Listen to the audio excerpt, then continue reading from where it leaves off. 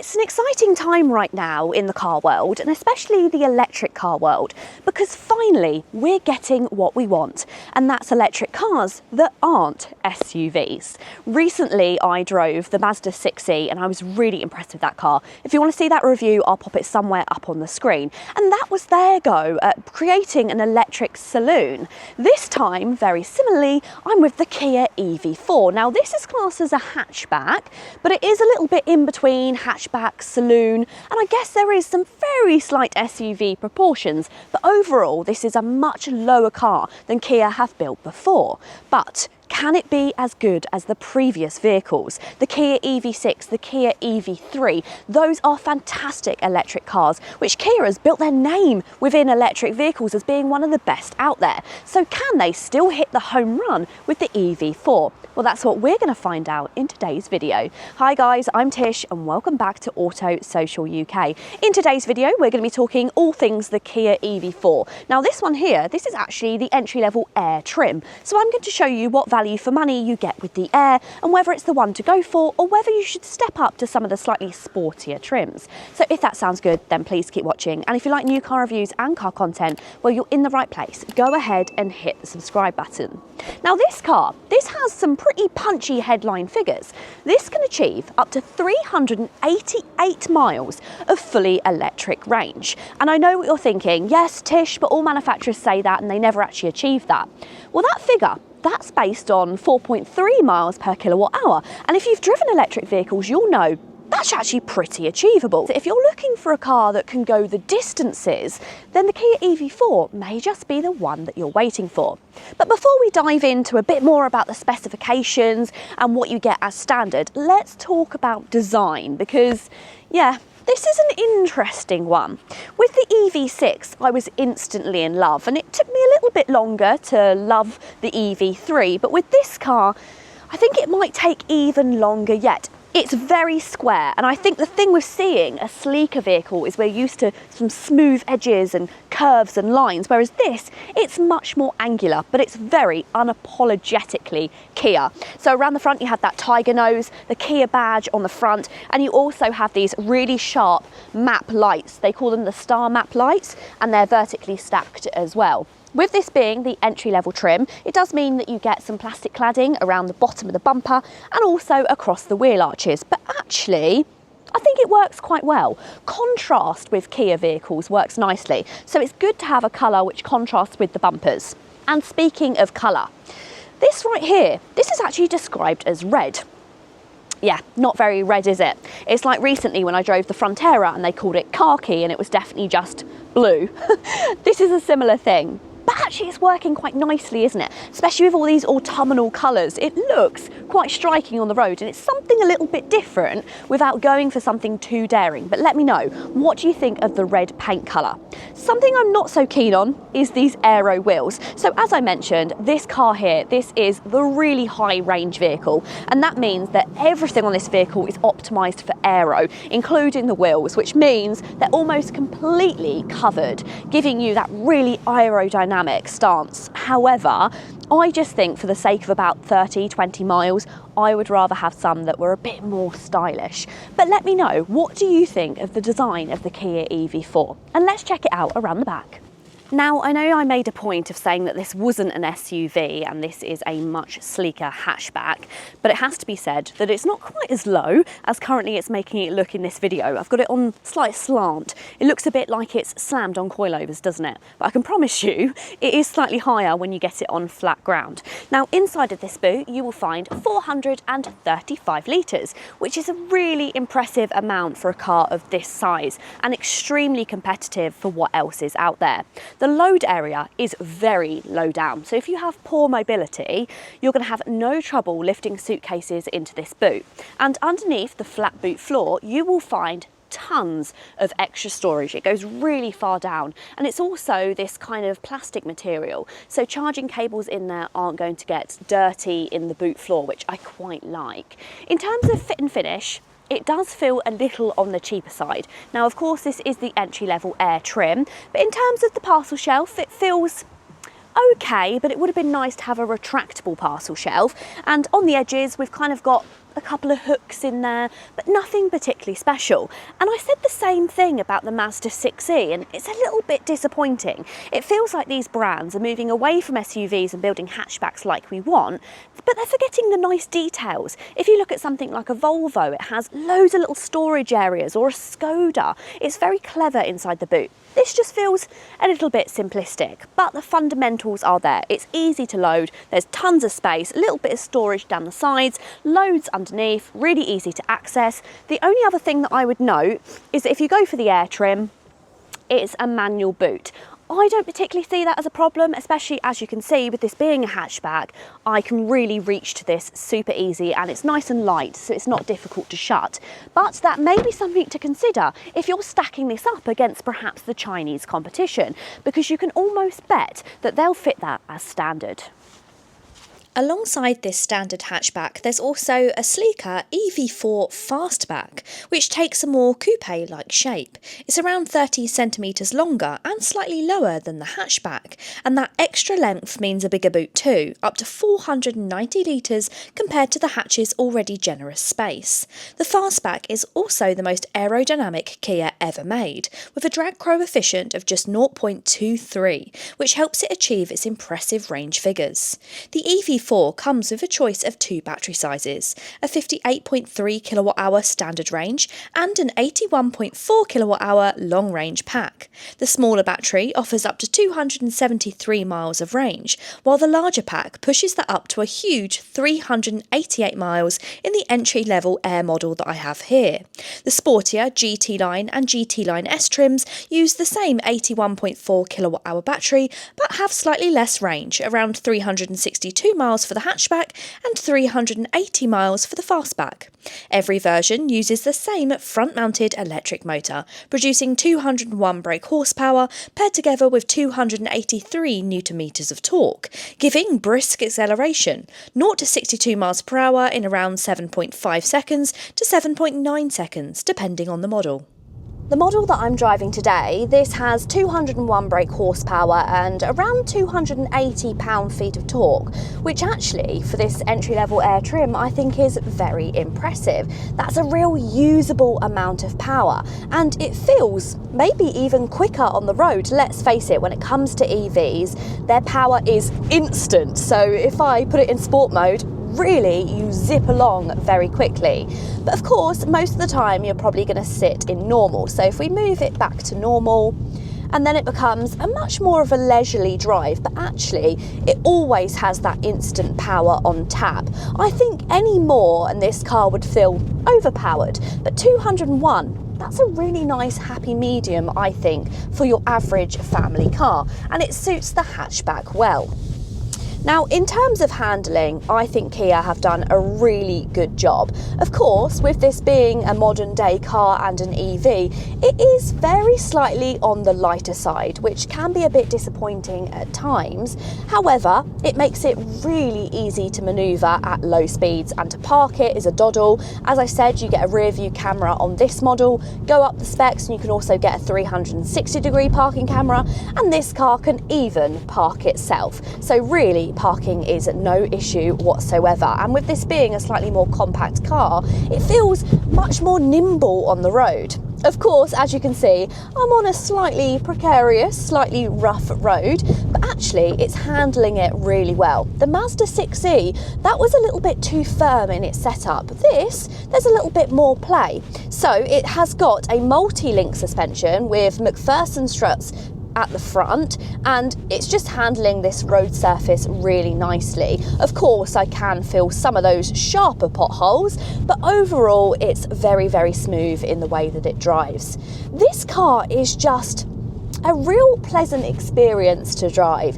It feels a super happy medium in the world of electric cars. It has the perfect amount of power, it has the perfect amount of torque, and it has just enough play in it that it can still be really quite enjoyable down back roads like this. It's nice in the fact that you can weave it around, and like I said, the steering may be slightly on the light side, but now compare this to a Chinese model, something from a Moda, and the steering is actually far more engaging than those vehicles. Just if you're used to slightly older cars, then it is going to feel slightly softer in the way that it drives, but that's just the feel of modern vehicles. And once you drive these modern electric cars, you really get used to the real nice, serene, quiet driving experience.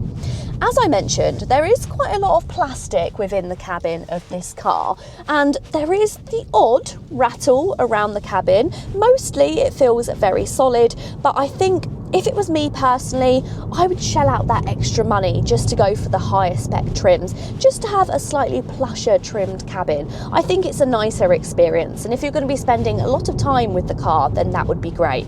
And as I mentioned, I was really impressed to find out with this car that it has a predicted range of 388 miles. That is tons, and should be more than enough for most people.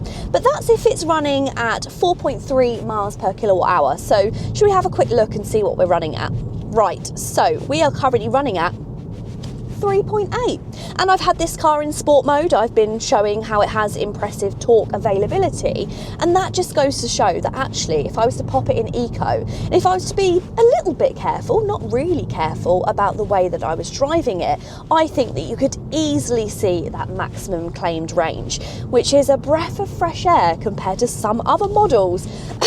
Stellantis. Now, from the outside, I don't think it's particularly easy to spot that this is the entry-level Air trim, only if you look closely at those alloy wheels. But in terms of design, it still looks pretty sleek and stylish. The interior, however, I think this is where it starts to show its entry-level trim grade. It's not necessarily a bad thing, but the Kia now has some big competitors from Chinese brands. And with many Chinese brands, whether you go for the entry level or top spec, you seem to get imitation leather throughout and lots of levers on the dashboard. So when you sit in a car like this, which has cloth, it's a little bit of a shame, but that's coming from me. I know that lots of people would actually rather have cloth than have imitation leather. So let me know your thoughts down below. But you do have these quite padded, nice seats. You have a slight lime green or mint green bar which runs across the centre, and they're inoffensive. I don't think they're particularly attractive to look at. They look a tiny bit dated in my opinion, but maybe that's just me. And we do have lots of plastic which goes across the dashboard and higher up as well. So you can tell how they've kept the price of this car slightly lower. And that's going to be a good thing for buyers, but if you're looking for real premium interiors, then you might want to upgrade when it comes to this car. But one thing Kia are fantastic at doing is their tech. The infotainment systems are something which Kia do so well. The only better one out there for me would be Renault, because they have Google system built in, but this is a really good system. So it's easy to find all of your different functions, really clearly labelled, and you've got loads of cool features like YouTube, entertainment, games, all of your settings. You've got weather, you've got relax mode, which will completely change all of the ambient lighting within the cabin. There is loads that you can play around with on this system, but I like the fact that it's all very easy, and they've also built in some shortcut buttons. So down here you have some shortcuts. So you have home, you can have a shortcut to your map, and then also you have this star right here. So hit this star, and in this car, this is designed to show you all of your battery information. So we have an Ionity charger, which is 1.6 miles away, 95% battery. So all of your information is really clearly laid out. You can slide across to all of that. And then, so if we hit home again, with this touchscreen, you have climate control, which remains here at all times. Now it can be slightly annoying because it does sit behind the steering wheel, which I don't particularly like. However, I can't really complain because there's actually some physical controls right here. So I don't know if you can see, it's a little bit difficult to see, but you have your modes for your different temperature. You also have your fan speed, and then you have individual temperature controls for the passenger and the driver. This just makes changing the temperature inside the cabin so much easier. And for me, this is a happy compromise to not having proper physical buttons. Now onto the steering wheel, you yet again have more buttons and some shortcuts. On the left-hand side is all of your driver assistance. So this will be your cruise control, but you also have your drive modes. So hit that and you can instantly change your drive mode. Really easy on the steering wheel. I like this because you can sit in economy if you want to save your most amount of range, but if you need to quickly take over somebody, you could always go into sport, hit that, and then you can have that extra burst of power, which I think is great. You can also turn off the lane assist by holding down this lane assist button right here. And then on this side, you have your volume control, but also again, another shortcut button. For this one, press this, and this is actually configured to be all of your driver assistance aids. So really easy to turn off the things you don't like. But I also like the fact that with this scroller here for your volume, if you hold that down, that actually then turns on and off your driver assistance bings and bongs. So with your speed limit, if you're going over the speed limit and it makes a sound when it tells you to do that, you can press this and then that just, as you can see, puts a little volume X there and that turns that off. So really configurable. The only thing that I don't particularly like about these new models is the drive selector, which is right behind the steering wheel, including the on-off button. But let's face it, that's something that you're only going to realise once, and then every time you get in the car, you will remember that it is behind the wheel. As you saw when I changed those drive modes, it also changed the lighting on the doors. So in my drive, it's purple. In Eco, it's of course a bluey green. Changed to normal and that just goes to white, and once again to sport, it brings you to this nice flash of red, which I really like the fact that that's configurable to your different drive modes. It just gives you a whole experience. Now in terms of storage, so much storage space and it's all very open. If this was a house, it would have an open plan living room, because inside of here you have storage down here with your 2 cup holders, which have these nice kind of pop out cup holders, so you can customize the space. I really like that.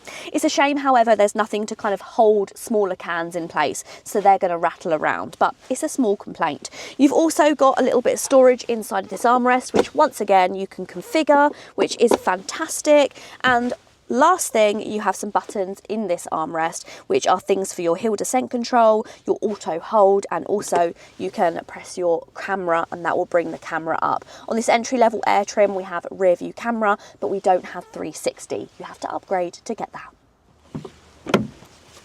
Now let's not forget, it's easy to talk about how nice it is to see something that's not an SUV, but there is a reason why SUVs have become so popular, and that's because practicality-wise, they are slightly easier to live with. Take for instance, if you were loading in a child seat. In an SUV, I could stand up and do it, but here, you do have to manoeuvre yourself quite a lot to get into those rear seats. You do have ISOFIX fitments on both of the outer edges. Now, once inside, you will also notice where they have put the batteries in this car. So the batteries are under your legs, and that means there's a slightly interesting seating position. You sit with your knees high, but also these seats are quite reclined.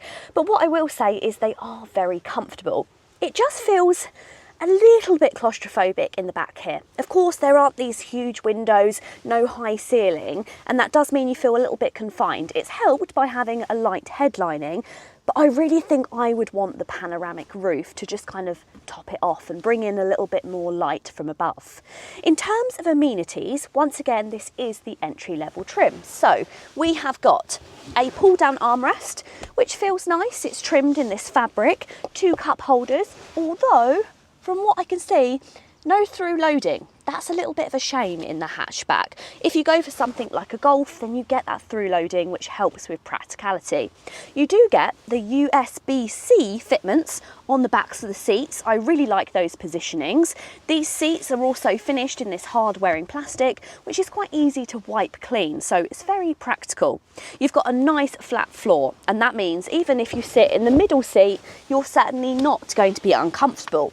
It is a tiny bit narrow, so squeezing 3 people in side by side will be a little bit tricky, but if you've got children, I don't think it'll be too bad.